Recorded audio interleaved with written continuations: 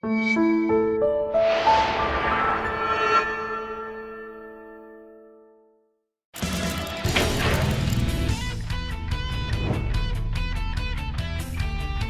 move on now to the vast and ominous Comic Vault! Today, featured on the Vault, Eric and I are going to be talking about the first volume of the Ninja Turtles Ultimate Collection, the early Eastman and Laird stuff. So excited to finally sit down and read as much of this as we did for this. I had only ever read the first 3 or 4 issues, plus the Raphael micro series. I think that was probably the last thing I read all those years ago. I'm excited to get the rest of these so you can read those as well. Yeah. That's going to be really exciting.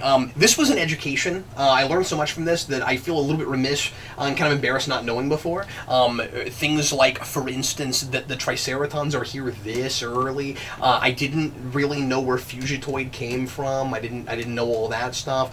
I didn't realize exactly precisely the way the Utroms were involved, that they're not called the Utroms yet, and that there's kind of a twist at the end where they're not altogether evil.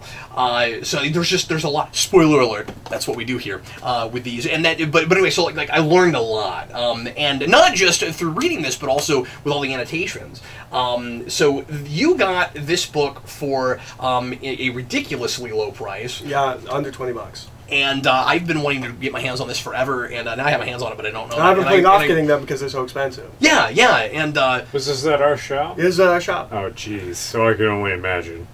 You got this very cheap. Yeah, and so I'm very jealous, but I got to read it, and that's it's just a lovely edition. It's oversized, but it's almost magazine size. But in the scale it originally was, because something else I didn't realize was that they printed it in an unusual, weird format. It's wider than normal. I don't know the exact dimensions, but yeah, it's an unusual format. Because I'd read some of the Eastman Laird stuff, and I was always in normal comic book dimensions. I think they put, not when it was originally maybe printed. issue 1 was not, or maybe all of the subsequent reprints were not. That's what I think happened. Because obviously I've never it seen might have the just Ninja been the Turtles first #1 issue, first but printing. According to the Ninja Turtles' Ultimate Visual History, at least that first issue, but I think a lot of it, but I think most of that early stuff when they were doing it all homemade was in that weird format. Because I don't know if I've ever told you this, because I read scattered issues of Eastman Laird when I was very young, and I was initially under the impression that it was like someone else got the license to like Ninja Turtles. Like this Eastman guy and this Laird guy got the license to Ninja Turtles, and they did like a really weird dark Ninja Turtles. That's hilarious. And then I found out who they were. Because it being such a kiddie thing is so in the consciousness, and it's hard to... And I'm probably like 8 or 9, 10, where like I'm like, this is really weird. And then when I get a little bit older, like,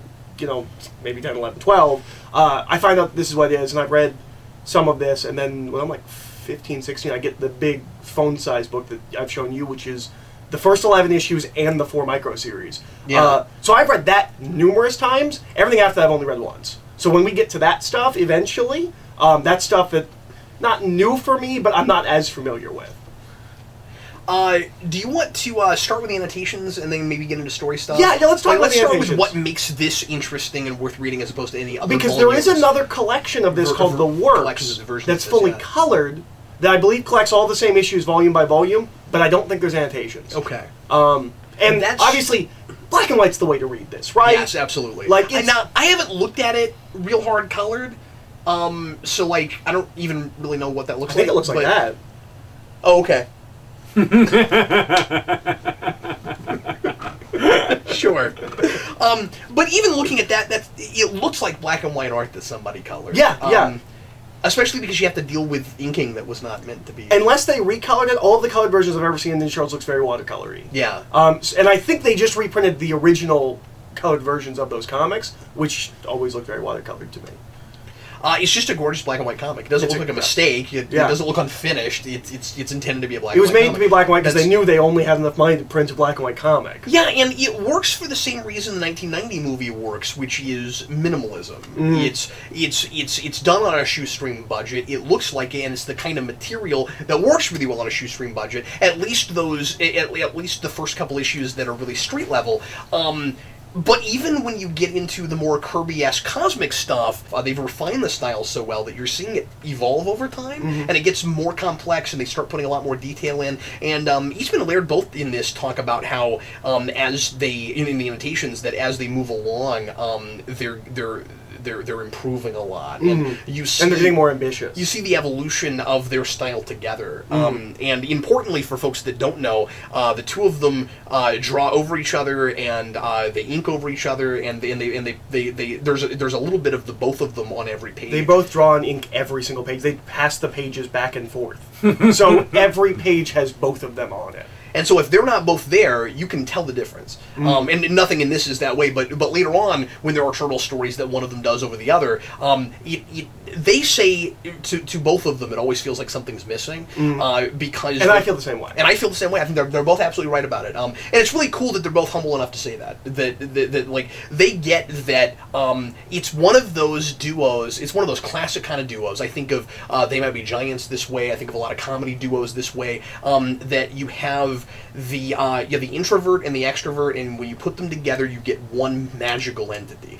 And either of them by themselves are sometimes okay, but you're not gonna make the magic happen. Yeah, having seen them separately, I prefer Eastman's art to Laird's, but it's never as good as it is when they're both working together. Yeah, and that would be something really special. If we got to see them now work on a one-shot graphic novel or something like that together. Neither here nor there, but I'd like to think that is possible. I would too. Someday, maybe they'll sit down and do one more issue together. Yeah.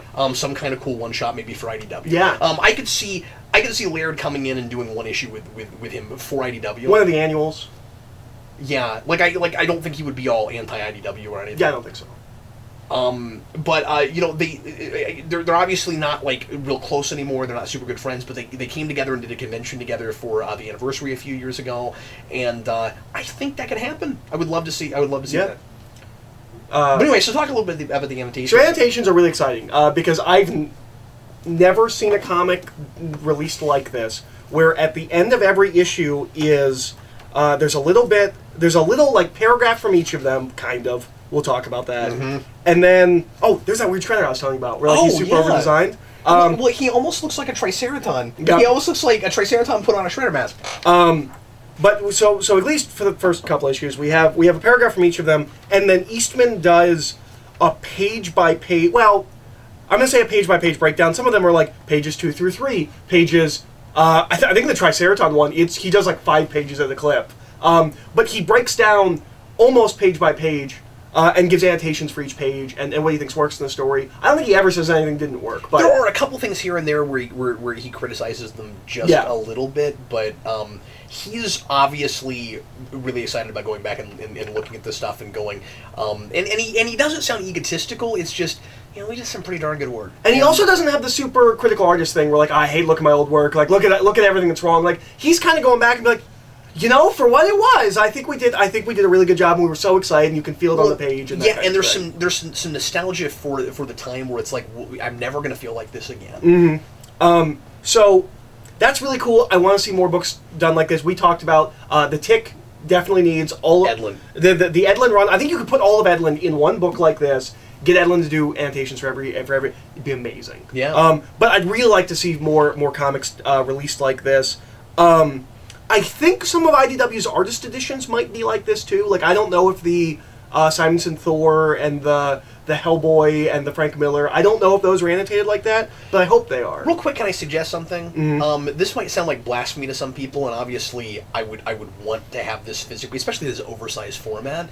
But I would love to somehow see something like this done where you get to look at the annotations on the same page, and the only way I can really see doing it is digital. Yeah, no, that's fair. That's totally fair. The problem with the annotations, at least in this volume, and I don't have any of the other volumes yet, I hope to get them soon and go through them soon. So I can only speak to this volume.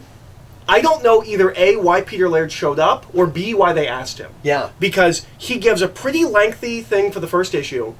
And it's longer than Eastman's. He gives like a paragraph for issue 2, and then he just disappears. And there's one place where he shows up for like 6 seconds. Yeah. It's Eastman's book. Maybe Peter Laird feels like he's talked about this early stuff enough, and like maybe he'll talk more about some of the later stuff. But like as it is here, when we get to volume 3, we get some solo stuff. We get some issues done just by Laird and just by Eastman. It's gonna be weird if Laird doesn't weigh in. If either A, there's no annotations, or B, Kevin Eastman does a page-by-page breakdown of Laird's comic. I'm going to review Laird's comic, yeah. I mean, if he doesn't come in for the Kirby issue, it's a crime. Yeah, I agree. And Eastman keeps coming in talking about Kirby. Yes. And that the opening of every issue is modeled on the Kirby opening of issues and things like that. Honestly, that almost gets too redundant. It does a little bit. But the although it's interesting, the places where he says like we got away from Kirby and here's why, and then other places where we got back to it and here's why. I think it's issue 3. He's like, we liked doing this, but it didn't work for this story. Can I ask you a question now that I'm thinking about it? When we get into the car chase with the VW bus, which is great, and he says there had never been a car chase done in comics. Is he right about that? Well, he said he couldn't think of one. Okay. People have attempted car chases. I don't know if before this. It's until I'm just thinking of like late '70s Daredevil going. There's no way the's not a car chase in there someplace. Maybe there's not. I realize Daredevil can't drive. Okay, I realize this. No, people keep attempting car chases. There's a pretty good one in Fractions Hawkeye. I don't think anyone's ever mastered the car chase until Stumptown. I showed you that one where the book turns sideways. Greatest car chase I've ever seen. I have issues with it. We'll talk about when we get to the actual thing. But you got to give them that in 1984-85, they're getting way away, obviously, from narration explaining everything in a panel. That's true. And remember how many comics at this time are still doing that. This is 84? 84 to 85. Okay, so 84, this is pre-Watchmen. Claremont is still doing that. Yeah. I'm just throwing that out there. No, you're right.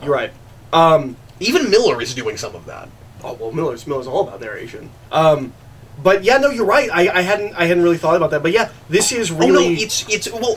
There's a reason that the director of the first movie said, "Well, you've got storyboards right there. Why don't we just take some of these scenes and put them on film?" And you do. Remember that there's a whole like 3 or 4 almost Steranko-esque a group of pages in the Space Triceraton stuff where you're. Where there's no dialogue whatsoever or any narration. It's all action, and it's easy to follow, and it's very cinematic, and you could just put it on screen. And that's why I think some people keep saying, why can't we finally have a cartoon or at least a movie animated that just takes some of this and takes it directly from the page, because it is a movie already. Yeah. I think we get some opening narration at the beginning of like each issue, and that's kind of it. Yeah, there are places where we get, but what I'm saying is we get internal monologue, and we get which is different than straight up narration. What I mean is we don't have narration that says, and then he opened a door, and then he kicked him in the face, and then you are the Iron Fist, and you thirst for vengeance.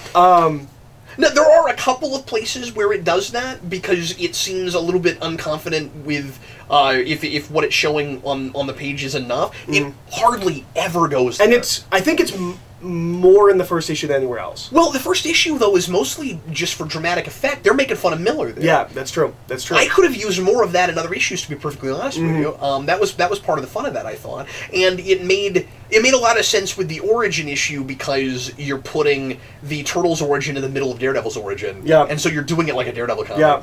Which is great. It's so funny for people who don't know. Yeah. It comes, and actually, no, you're right. There is narration that does in that first issue come out and spell on the page, but most of it is just Splinter giving us the background. So he's telling us what we're seeing on the page, but that's because he's explaining it to April. So I don't know how much of that we need, but anyway, and it's surprising how much of that is verbatim in the film. Yes. But anyway, I digress. But you see Matt Murdock. You see what is essentially Matt Murdock. Legally distinct Matt Murdock. And get hit with the chemicals that are going to make him blind and give him superpowers, and then those chemicals are what turn the Ninja Turtles into Ninja Turtles, which is just brilliant. Yeah, the kid gets hit in the face with the TCRI Splinter canister. even says it gets him in the eyes. Yeah, and then it rolls into the sewer, and that's how it gets them. It's a real direct, like, this is what we're inspired by. This is what we're making fun of.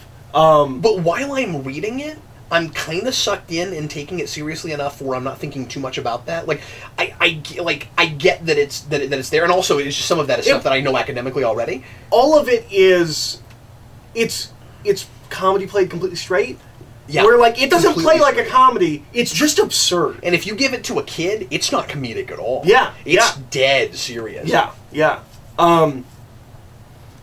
it's and it's not just Miller. It's a lot of the stuff we were doing at that time. We were doing that gritty street level thing, and it's ninjas in general. They're making fun of that craze because it's a craze right then. Yeah, and obviously there's some. So, well, here's the thing. They've always said it was also influenced by X-Men and New Mutants. That's why they're the Teenage Mutant Ninja Turtles. Oh, I've never heard him say that. Oh yeah. No, the thing I was always told is that it's Daredevil and it's New Mutants. Which is why they're teenagers and why they're mutants. I will say that neither of them mentions that in the documentary or that book. That's true. That's true. So I've never heard that. Okay. But I'm not saying that that's not true. I'm just saying that in the stuff I've studied, I've never seen that. So that's interesting. But you don't see it in there at all. Because after the first issue, I think they actually regret making them teenagers because they kind of immediately don't want them to be. Well, they don't say that, but like you can kind of feel them. And I told you this the other day. I always forget they're teenagers, even though that's in the title, and we always say that. Like they're very often not written as teenagers. They're written as like early 20-somethings. I need an adult turtle story very soon. Like the entire Volume 4 that Peter Laird did. Yeah, that's where they changed TMNT because it's ambiguous. It could be 20s Mutant Ninja Turtles. I need that's right. That's I need hilarious. something almost title-worthy change-wise, though. It would be cool to see a Dark Knight Returns turtle story. I feel like that is a big thing we haven't done. They've been so young for so long. They come back. I just need something. Well, it's because we keep rebooting them. Yeah, we never get to. We never actually. They never run long enough to. We never hit that next phase. We only ever get to the ceiling of one and then just call it. Because these run in real time. I feel like and I feel like they've kind of just locked them in age in Tom Waltz. They don't seem to be aging in that. But God, this book is beautiful. No, it's beautiful. It's beautiful. And seeing that art oversized because you saw the volume I had, like it was a big thick volume. We should review something as we read it at some point. Like, wow, this is gorgeous. Don't know about that panel. Whoops, never mind. Makes perfect sense. Pans out.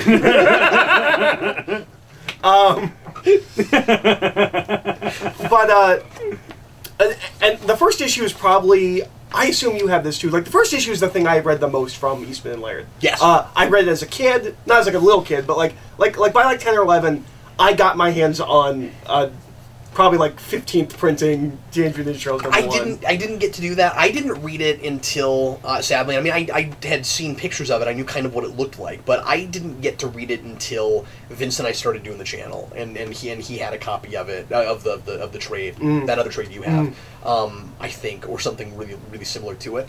And so this would have been 7 or 8 years ago. So I've read it a couple times since then, just that first issue, and you see that art all the time. Yeah.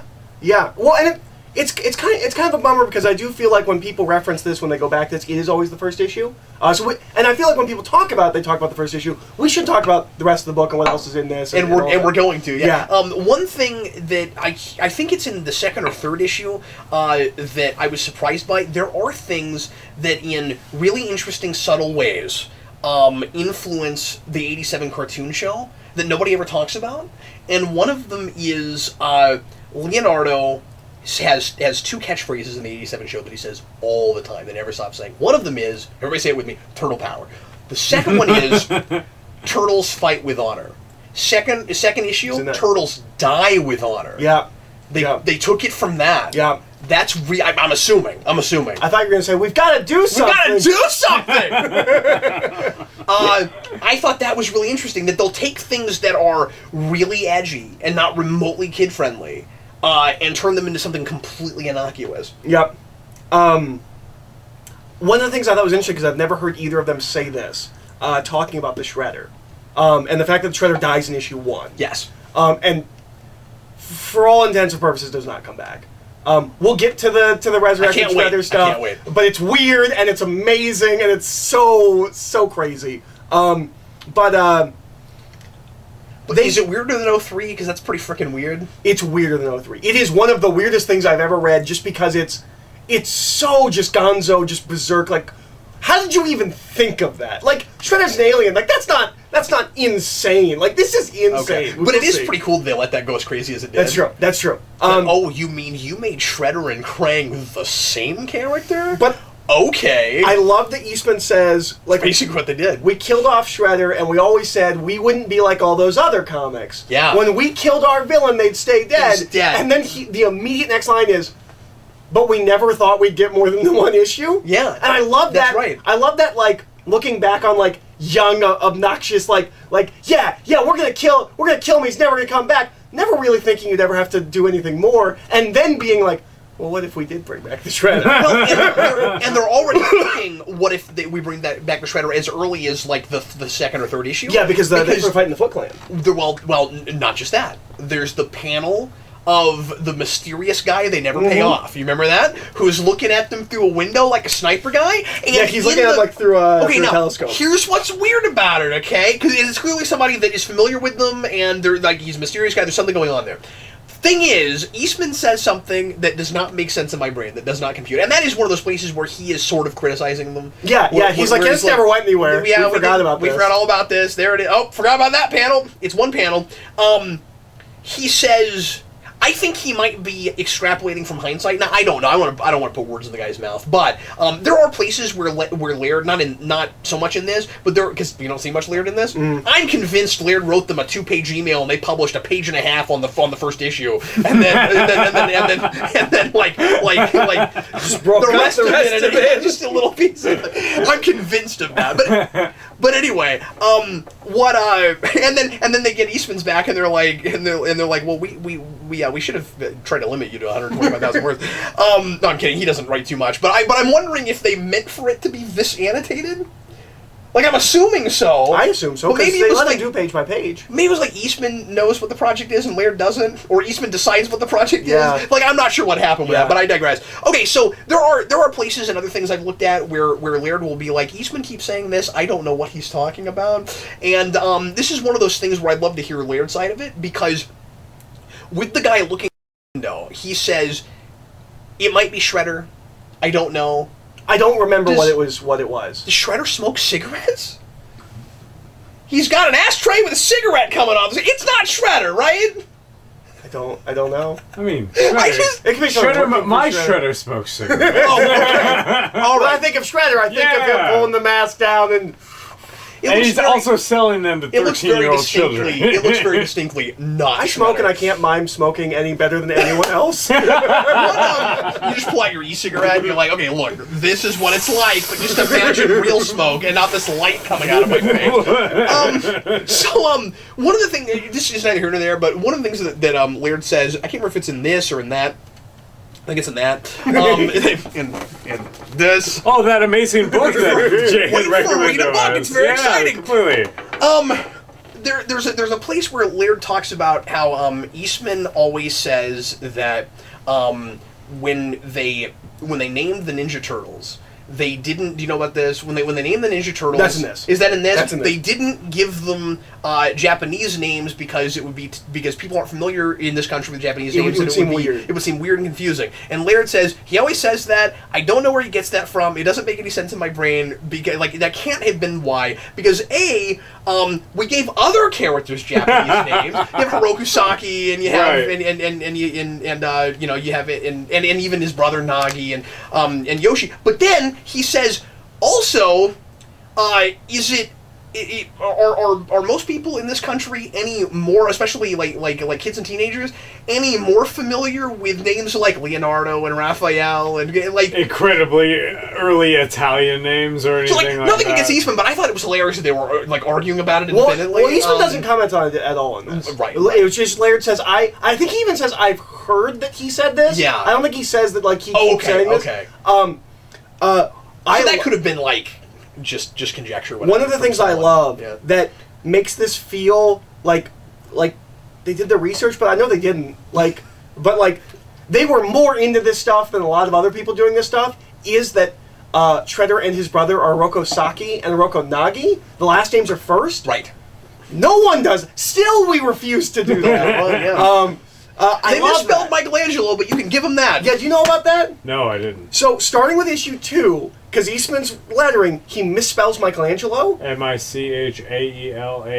I don't know. Okay. I don't. It's a long... And that is the misspelling. There's not supposed to be an A before the E. Yeah, there's really not. And that is how it is for the rest of Ninja Turtles until IDW. IDW finally fixes that spelling mistake.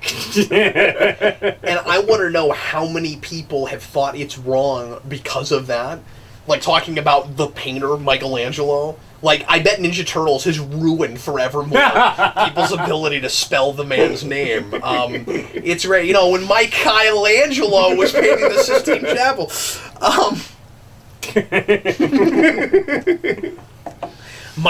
Michelangelo. But so the first issue is wonderful. It's one of the best, I think, single issues I've ever read. It's just a phenomenal single issue. Imagine it. I'm maybe talking too much about the annotations, but like that really informs this. Yeah, right? yeah, I agree. It's a different reading experience with them. Absolutely, it is. Imagine that issue without the empty spread of the city. Oh God. Yeah, yeah. They almost left it out. Yeah. What? You have to have that. Yep. This right here. Yeah, I read that. I actually got that far into it. Yeah. Peter Laird didn't want this spread. He didn't think they had enough pages or enough. And since then, he's been like, "Oh God, I was wrong." Yeah. I'm so glad we left it. Yeah. I mean, like, and the thing is, that's the thing that bookends the comic. We fade away into the night. Like, you need a shot of, like, the city doesn't know about them. This is what it looks like without them. And the incognito aspect. And they vanish without a trace. Yeah. They vanish without a trace, and we want to imagine living in this quiet city that's actually got all this activity, this violent activity going on. Mm-hmm. And plus, it's just freaking beautiful. Yeah, it's great. But the first issue is it's fantastic. Like, I assume everyone's read at least the first issue of Eastman, Laird's Ninja Turtles. I don't know. Because it's also available on, I don't know if it still is, but for all of the 2000s up until they sold the license to Nickelodeon, I haven't checked in a while, the whole first issue was available on the Mirage website. Oh, really? Yeah, That's awesome. Yeah. I didn't know that, but it's one of those things where obviously it's not underground anymore, but it's not big too. You don't see it in a lot of comic shops. Like, you have to go out of your way to go find it. Well, and much like the Tick, until IDW gets the license, there are no good trade reprintings of Ninja Turtles. Yeah, I mean, thank God for them reprinting everything, and they've gotten to reprint everything. Well, there's stuff they haven't gotten to yet, but I'm hoping they do. Volume 2 has not been reprinted, and Volume 3 but I mean, they're able to. They have the rights to it. Yeah. I really hope they get to Volume 2, because I've never read that stuff, and that's the last, like, canon stuff. I don't know if they have 4. I mean, I don't know if they're allowed to do later stuff. I hope they do. I'd love to see that. I said everything. I guess all the early stuff. But yeah, at least up to the Image stuff. Yeah. I would assume they have the Image stuff. And when I say early, I mean anything printed while the 87 show was on. Yeah.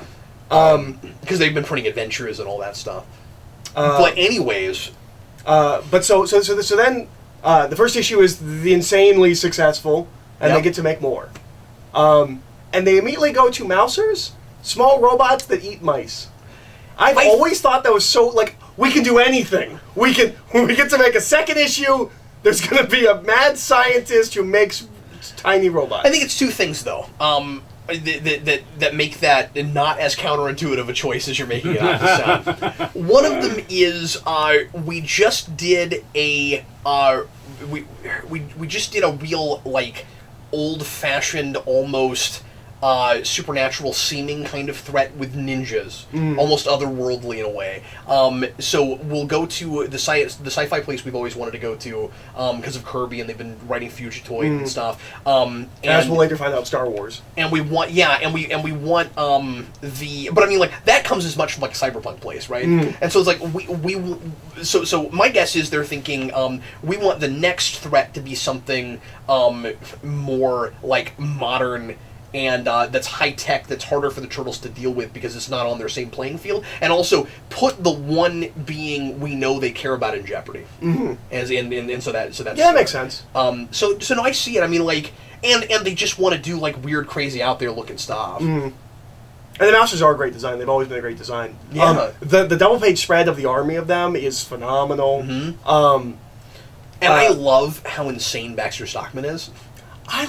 He's just so over the top. Like, he didn't used to be like this. He just got too powerful and greedy. He's just like, well, and not even greedy. He said, like, I don't even think he cares about money as much as he does just it's fun to kill people. Like, that's what he wants to do. And, like, the main reason he tries to kill April isn't even that she's going to out him. It's just it would be fun to kill you now. Like, that's the way it reads. My favorite thing about Baxter Stockman is his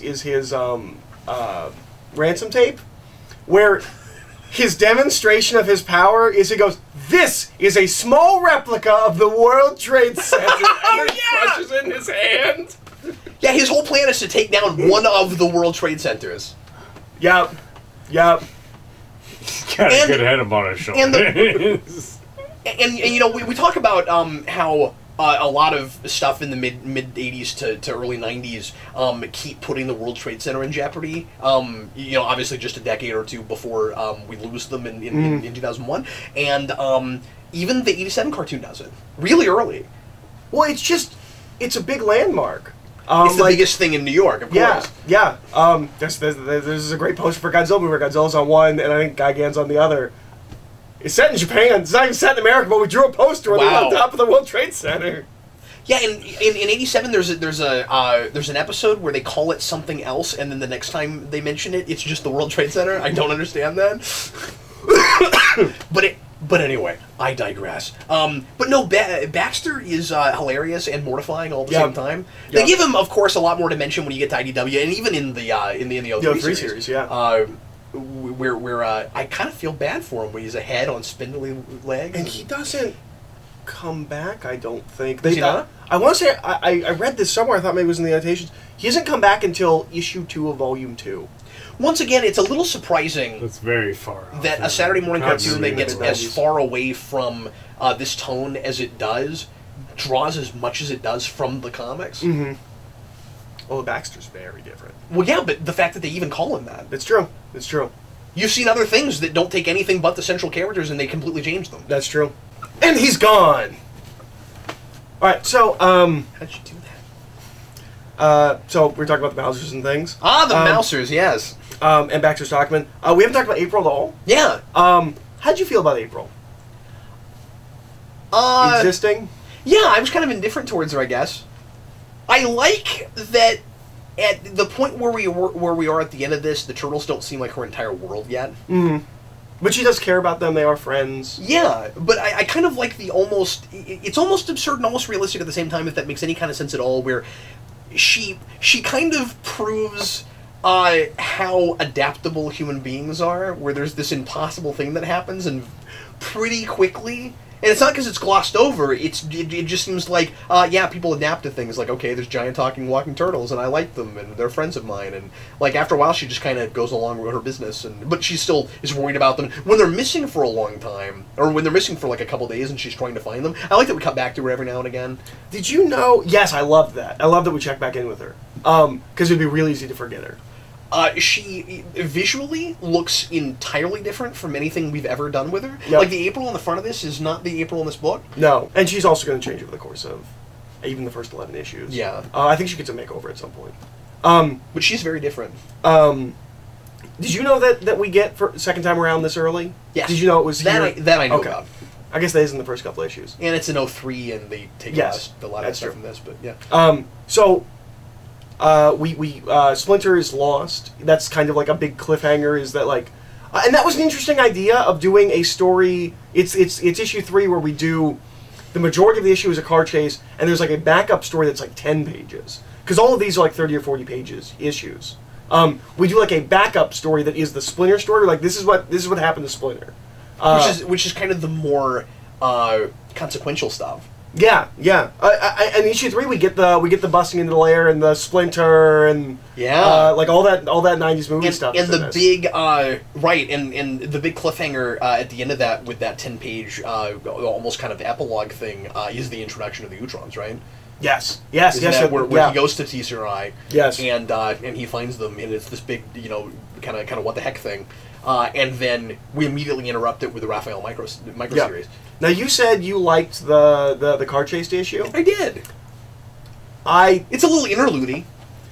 And it's maybe too convenient that they run into the actual truck that's really the one that got stolen. What starts and ends the car chase, to me, is absurd. It is, but what I like about it, I'll just say real quick, is that I like the immediacy of the immediate danger of the cops are after them for some reason, and the turtles like have to lay low and they can't let humans see them, because we haven't done a whole lot with that yet. Where like they're out in the open and somebody might see them. So I liked it for that. Yeah, I just thought there's a nice sense of suspense with that, I guess. It really felt like, especially reading the annotations, like we want to do a car chase. Did you think it was self-indulgent, especially when they talk about like it's a VW bus because one of us used to have one and like all that stuff? It felt self-indulgent in the way that completely like editorless like you can get it's like the fight scene in They Live, like when you let an artist do whatever they want, they will do things like this where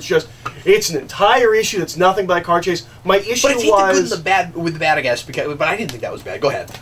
My issue was they just wanted to draw a car chase and they didn't think enough about like a good reason for a car chase. It's just mistaken identity and then it fixes itself. See, my problem isn't the impetus for it; it's how we end it.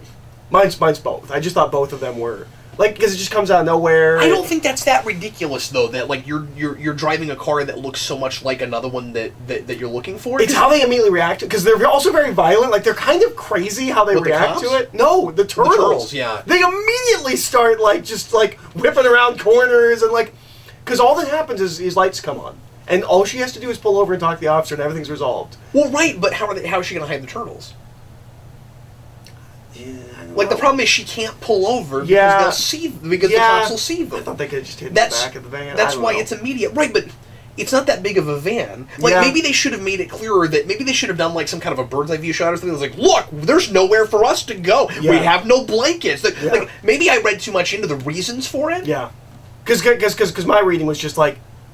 Okay, so they don't want to pull over. Oh, and then and then it's just a car chase. Like, and then they start... It felt like a slightly realistic thing that might not happen. Okay, that felt extreme to me. Like a real extreme, just immediate reaction. But also kind of fun and absurd at the same time. Like, they do a really good job of blending realism with absurdity. Mm-hmm. You know, where you'll have, like, an absurd situation, but it's handled in the most realistic way possible. Where it's like, here's something that would never happen or that isn't possible, but if it could happen, like here is how you would have to deflect a blow that would come from this direction, and, like, that's really fun. Yeah. I thought that issue was a little weak. Maybe I think it might be the weakest of the whole compared collection. To the rest of it. Yeah. But then the Raphael one shot is wonderful. I wouldn't change anything about that. Nope. We get Casey Jones, who's just kind of a crazy person. He is the guy that we pretend everyone that watches TV is. We're like he watches action movies about like loose cannon cops on the edge looking for revenge against scum on the streets, and he's like, I'm gonna do that. I'm gonna go stop the scum on the streets. There's two things that we satirize a lot in the 80s that these guys are also satirizing, but of course very well and in a really fresh way. One of them is urban decay and dilapidation and street crime. I'm lumping all that in as the one thing. And then the other thing is TV is rotting our brains. Yes. And they do both of that in the one character. Same issue. In just that one guy, yeah. I have one issue with Casey, and it's not this issue's fault, but he will almost immediately become a different character because we have to write an actual character. Yeah. It's funny because Eastman talks about it like, isn't it cool to have a guy who doesn't have a tragic backstory and who is just like this because of the culture that he consumes? And I kind of agree with him, but at the same time, I'm not going to begrudge anybody giving a little bit of depth to him, which is why I don't mind the extent of the tragic backstory he does have in the IDW comic. Mm-hmm. And I actually think it's done better in the 90s movie. He's given no backstory, but he's still a fully fleshed out human to some degree. Yeah, sure. Where he just sees bad things happening that he thinks can't be solved in any other way but to be as bad or worse than the guys he's fighting. Mm-hmm. But yeah, it's a wonderful issue. It's really good. No, that is the thing I guess I haven't thought a whole lot about, is that how impressive is it that character in that movie has that much dimension when we know nothing about him at all? And a lot of that's up to the actor. He's just so charismatic. I just imagine Elias Koteas being exactly that guy and just going out at night beating up people. Having hair. I'm sure he does. Yeah, and having hair. And then we get kind of the big conclusion of this book, which is the 4-issue space arc. Yeah. Where it starts to get much more serialized. Well, and what I thought was interesting was issue 2 opens starts serializing. Like, right. They have a sense when they make issue 2, because I want to say in the annotations they talk about, like, we didn't know if we were going to get another issue after this. But they clearly want to. They're thinking ahead. Some things they don't want to do that in one because they have no idea if they're going to make another issue, and of course because they don't even have the money to print it. Mm-hmm. I mean, they have to borrow like $1,500 from an uncle to print it. Mm-hmm. So when they get 2 and they're selling, and they got what was it, like like orders from comic shops of like 15,000 to print that I think the second issue. Obviously, chances are they're getting a third issue at that point. Yeah. The way I read what he talked about there wasn't so much we didn't know if we would get a third issue as it was we were still flying by the seat of our pants and we didn't really have a plan. So you can seed things without knowing where you're going. You know what I mean? Yeah, absolutely. But I just thought it was interesting that immediately there, it becomes a more continuous story. By the time you get to the Triceraton stuff, and Eastman talks about this, but you can tell just reading it that they have to be writing to an ending at that point. They're thinking about where this is all going, and next issue, and maybe the issue after, here are certain things we know have to happen, because they seed so much, and because it feels so much more like kind of a 3-act story, you know. Now, I do have a similar issue to all of the Triceraton stuff that I do with issue 3. You think it's boring? It's not just that it's boring. It is a little boring. And honestly, if I was reading back in the day, I might have checked out in the middle of Triceraton stuff. And not bought the next issue. As a monthly reader. I think it's a little dull. I don't... The Triceratons are fun because they're Triceratopses, and they're kind of scary, but like that's the beginning and end of it. Like, they're just bad guys. And I think it's weird that he keeps saying, like, oh, the Triceratons delivered. They were such great bad guys. I'm like, but they're just bad guys. But no, that's not my issue. My issue is kind of more structurally is... They get zapped to another place, they have a whole adventure, and they get zapped back. Yeah. And then you're kind of back to square one. Yeah, that middle chunk there's fun to be had there, and there's some amazing artwork. It's kind of an interlude weird. Yeah, it's a weird, like, 3-issue interlude. Here's the thing. If they did more, and I haven't read the stuff after this, but having done research now, I know that they don't use the Utroms that much. So my assumption is... If you're reading that at the time, because the way Eastman talks about it is this is all still part of the origin. So when you get to the end of the Triceraton stuff, you're definitively now at the end of the Ninja Turtles origin, basically. Unless there's a couple more things that I don't know about right after that. There's some kind of origin territory. But it reads like an interlude in a way, but it's also because of what we learned about the Utroms and their bringing the ooze and all of that. It's supposed to be the end of their origin story, and... If we did more things with them and they were a major race moving forward, it wouldn't feel so interlude. No. But having read the rest of Eastman and Laird stuff, I don't think... No, that's not true. The Triceratons do come back in Return to New York. But still... Well, I'm assuming the Utroms do because they have to get that name somewhere. It's not in this. Yeah, which is weird because I remembered it being here. Or at least I didn't see it anywhere. I didn't see it And either. they kept just referring to them as the TCRI aliens. Even they didn't call themselves anything? Yeah. I didn't see a place where they did. I don't... But anyway. Yeah, I don't know where that name comes from because I thought it was in this stuff. I don't think they pop back up again in Eastman Laird stuff, but maybe I'm wrong. Well, or does someone else name them? Well, but there's also... and we should get this to read along with these. I think it would be after Volume 3. A bunch of stuff that you think comes from the Ninja Turtles comics actually comes from Tales of the TMNT. That's where Leatherhead, Rat King, all of those are created in a separate side book, while the main Ninja Turtles book is doing non-canon stories, where they just let people come in and tell stories. That's a fun trivia thing to try to figure out, is what characters from the 87 show you remember came from the comics, and which ones were just figures they made. Yeah. Because Leatherhead and Rat King and some of those characters all feel like people that could have been just made up for action figures. Rat King especially, Especially. Like. But yeah, so this is a wonderful book. I highly recommend it. I do intend to get the rest of these, and we will cover those. And I will say the space stuff, the art does carry me through. Absolutely. Absolutely. It's great art. It's so atmospheric and weird. But it's also not the first time I've read this. I've read this stuff a couple of times. Sure. Yeah, that's true. Since I had never read it, it really grabbed me and sucked me in. And the thing is, even with as much experience as I've had with comics, some of that stuff still felt really fresh and new to me. It's impressive. Like, familiar, sure, but like they have such an attention to detail and such a unique visual style that, like, honestly, I've never seen anything quite like the mountain in space. Yeah, it's glorious. And you can't undersell how raw and indie this whole book feels. Right. It does not feel like... We were talking the other day about the lettering, where you were like, I'm a little bit put off by the lettering. I'm like, no, I like that it looks like it was just drawn in somebody's house. What... we can mention this really briefly, because we talked about that. It is weird that Eastman talks about what a bad speller he is, and then he's like, and thank God we got a letterer, because I'm the worst speller in the world.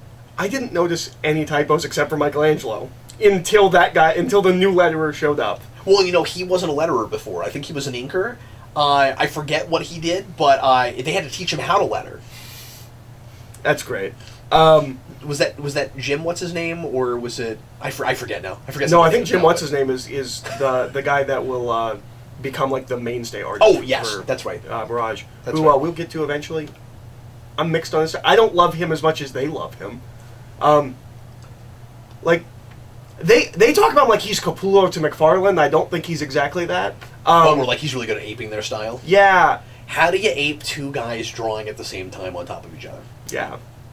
Now, wouldn't that have been an interesting experiment? Find two more guys who can ape their style because they're two more guys. Yeah. But no, it's a lovely collection. I really hope, or we will cover the rest of these as I get more of them. Absolutely, and hopefully it's not too long because I would love to have this still fresh in my brain. Yeah, well, I'm hoping to get some of them for Christmas. So. Yeah, great. So we'll go right into it. We're also, I don't want to make the show too much Ninja Turtles all the time, but I'm obviously in such a Ninja Turtles mood right now, and all this is fresh in my mind, and I know a lot of things I didn't know before, and this has been such a fun research project for me. I also we want to go through the Waltz not too long from now because I've only read the first 15 up to Krang War, which I think ends in like issue 18 or something. We keep talking about we've talked about doing it forever. Now we do have a review of the first 12 issues for me and Dan, but we will start back at the beginning probably. I should get those hardcovers so that you get to talk about them because I don't know if you know how IDW does their hardcovers. Yeah, but I want to talk about the covers too. Well, you can. Okay. But I don't know if you know this, but this is how they do this for all of their comics, including like G.I. Joe and Transformers. They put them in completely chronological order. So all of the minis are or all of the micro series are in between issues where they're supposed to be. If you buy them in order, you will actually read them when you're supposed to. That's wonderful. Yes, that's how their hardcovers are collected. Now, do they put the micro series in between any of the issues? Yes. Or do they put them all together? Oh, that's wonderful. No. They organize them exactly how they're meant to read. How they're published? Right. Yes. Because some of those come out the same week, and you need to read them that way. And that's how they put them in the hardcovers in the IDWs. I love them so much. Yep. I don't just mean the books. I mean that publishing house. They're so smart, and they write they write for the readers, and they are comic book fans. And they're up to like issue 50 something in those hardcovers. Are they really? Yeah. So they're not too far behind. They're not too far behind. So I might start picking up those, and those might be the way to go with that. We could just do each of the hardcovers. I want to apologize if I am gushing about IDW and gushing about specifically the Turtles comics too much. It has just become my favorite thing in comics. I want to experience it because I've only read the first 18 issues or so, and I'm terrified that you're not going to like some of the rest of it as much as me. Where you're just like, well, you're drinking the Kool-Aid. What is your but you're so up and down on it. Like there's ebbs and flows. Like sometimes you're like, it's been kind of boring for like 6 issues. Like I know I love this book, but maybe I'm going to drop it. And then you're like, but it's amazing now. I never think about dropping it at this point though.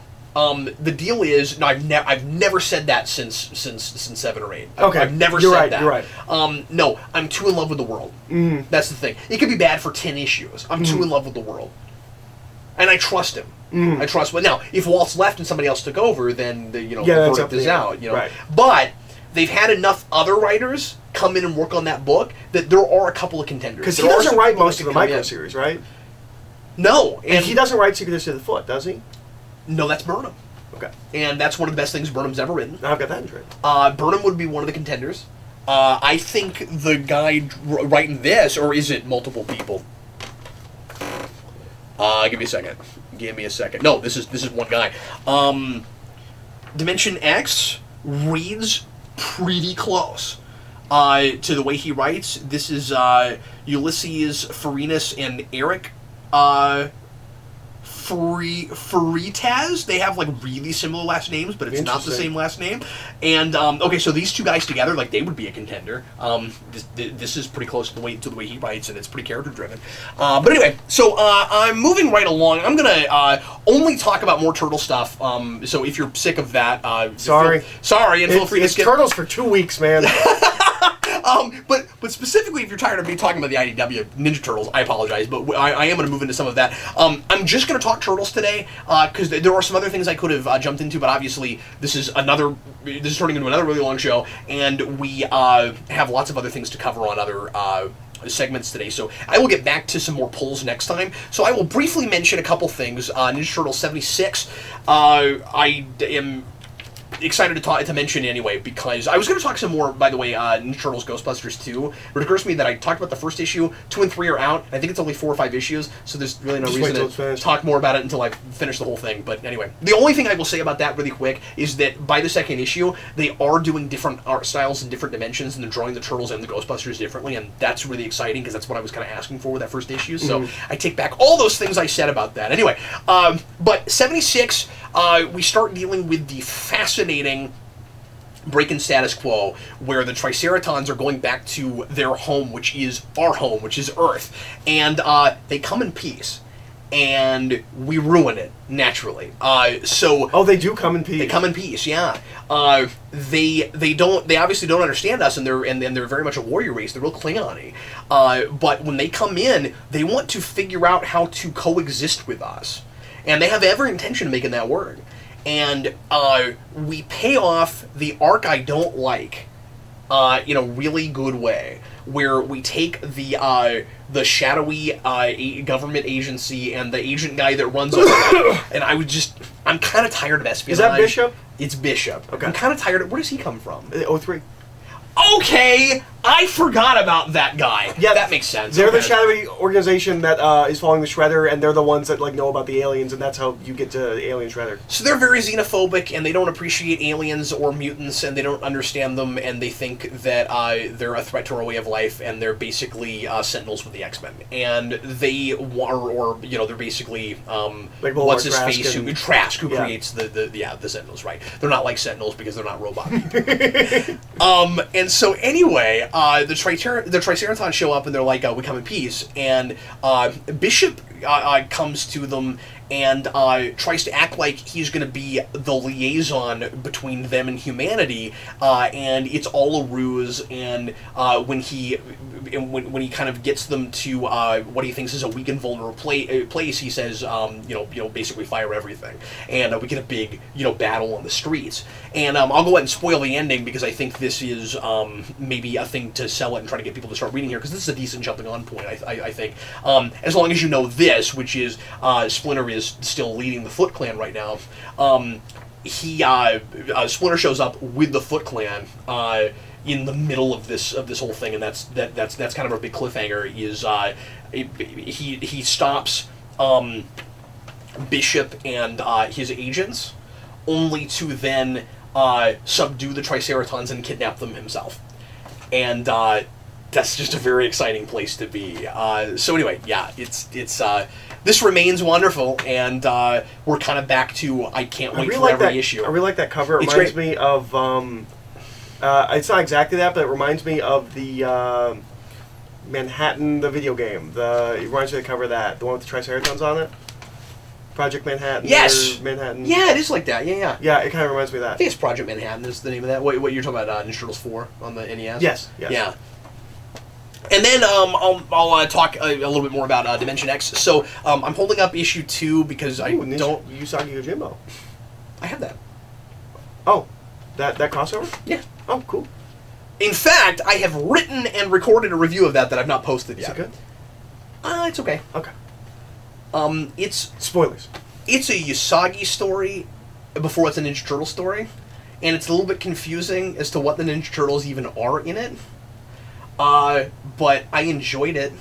If you love Usagi, you'll like it. But it's I had to really adjust really hard. But anyway, I'll post my review of it. Cool. Thank you, because I almost forgot that I made that.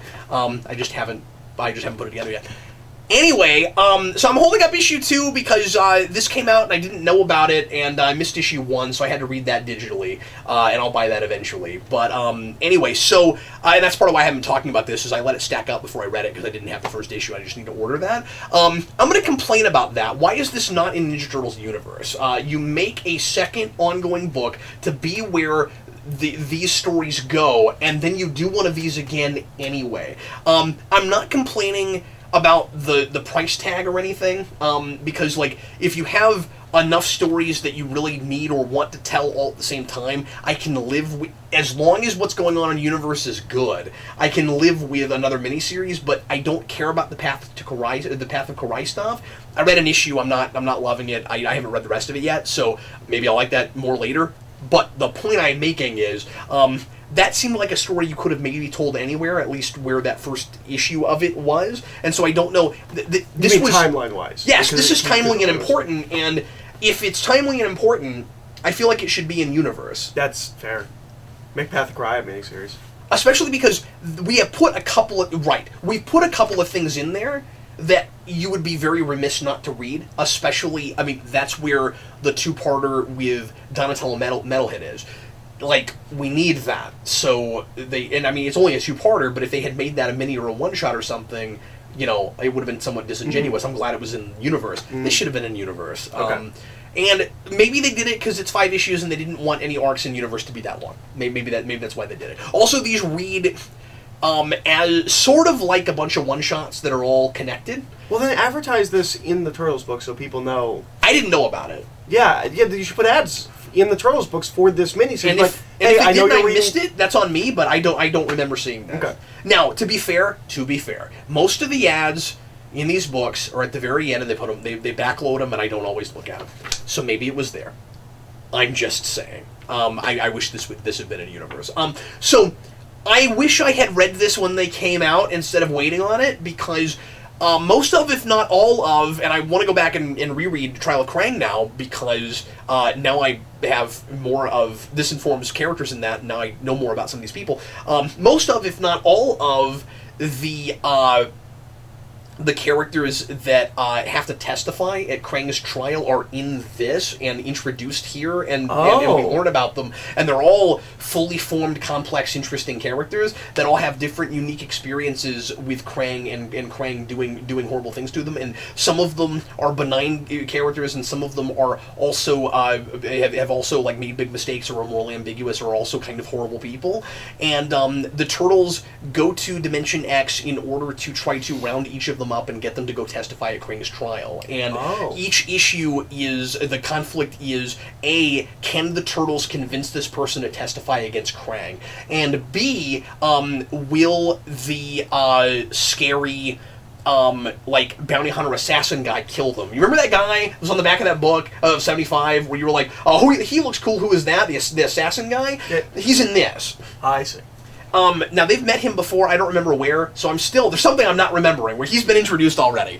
But he's kind of an interesting character, where he's completely cold and emotionless and doesn't have any stake in anything and does everything just for the money, or at least he kind of attempts to do that. And he's creepy, but has his own kind of dry sense of humor, and I kind of enjoy him, but he's not, you know, like a really complicated person, but also you're distanced from him because you're supposed to be. But I mean, I won't get into every single one of these characters, but they're all really interesting. Like, there's one who is part of a collective plant species who has been who's been like ousted sort of from their society and kind of forced to find his own identity, or her, I forget what the gender. There actually is a gender, which is weird because it's plants. But that plant person, it's one of those collective consciousnesses where they kind of are individuals, but they're also a collective, so they don't think of themselves that way. But you could take one out from the rest of them, and they would still be like an independent, you know, thinking person. And so that the way they convince that creature to testify is really interesting, because he doesn't feel like he's part of his society anymore, and then that's how he ends up contributing again, and then this is where they bring in the spacefaring duck guy. Do you remember the duck? There's a duck in 87 who kind of looks sort of like Howard the Duck, but he's sort of like a Han Solo type. No. I forget his name now, but Ace, I think, is his name. Anyway, he was. I thought it was cool to see him in Krang War, but I didn't realize that he was introduced here. And so he's one of the people they have to get to testify, and he actually doesn't mind testifying, but he has this whole other thing he has to deal with first. And anyway, I actually liked this quite a bit. I thought it was quite good, and I thought it did a really good job of blending the really wild, bizarre absurdity with some really decent character studies. Like, you would think, when you look at these covers, you would think that this would all be just crazy, wacky hijinks, sort of like Bebop and Rocksteady Kills Everything, and it's not that. And I was kind of impressed by that. It's quite good and worth looking at. It's very much like event tie-in type stuff, but I was really glad that I finally looked at it. So no, that's going to be it for the Comic Vault. That's all. That's all the stuff we're going to talk about today. Just Turtle stuff. And next time we're going to cover some things that are not Ninja Turtles. So look forward to that. Eric and I are planning on this. Is I know we promised Long Halloween. We still haven't gotten to that. I'm not even going to promise it for next time, just in case we don't get there. We're going to try to get to it. We have some other things. The thing is, we have another Batman thing we're planning next time, and I don't know if I want that much Batman. We're going to do the Metal tie-ins, because Metal's not done yet, and so we can't review it yet, but most of the tie-ins are done. Yeah. So we're going to talk about the tie-ins. That'll be weird. And then we're also talking about doing I won't say what yet, but we're talking about doing both a Star Trek book and a Star Wars book. So look forward to that for next time. Eric, anything else real quick that you want to contribute? Yeah, 2 shows now, I think we've said. I was going to do Scooby Apocalypse and Future Quest. Either. I haven't gotten to that. Probably not going to get to the next show. There's some other stuff I might read. You know this about me. I move in, like, moods. Yeah. And, like, that mood is past. Okay. I'm on to something else now. I will get to those eventually. I will review them. Probably not going to review them for the next show, because it's just not where my mind is right now. I don't know how long I'm going to be on this Turtles kick. I'm just telling you right now. My mind's kind of in Ninja Turtles. I'm kind of stuck in this Turtles. But also in kind of a I was afraid I was place. going to make you tired of it really fast. No. I was afraid having having you watch all this stuff with me and read all this no, stuff. I'm also kind of in a... I'm done with Turtles. I'm also kind of in the Turtles place, yeah. Well, that's good. I want to go watch the L3 show, but I yeah. can't because it's not on DVD outside of Season 1, which I have. Me too. One thing I wanted to do for this mega show was to try to make sure that as much Turtle stuff was represented as possible. But like everyone else, we didn't do anything for 03. Well, I guess we did do something for 03. We did, and it's the obvious thing, but we've also gotten to talk about it a little bit. Yeah. So that's good. Yeah. Everybody, thanks a lot for watching. If you're just watching the Comic Vault part of the mega show.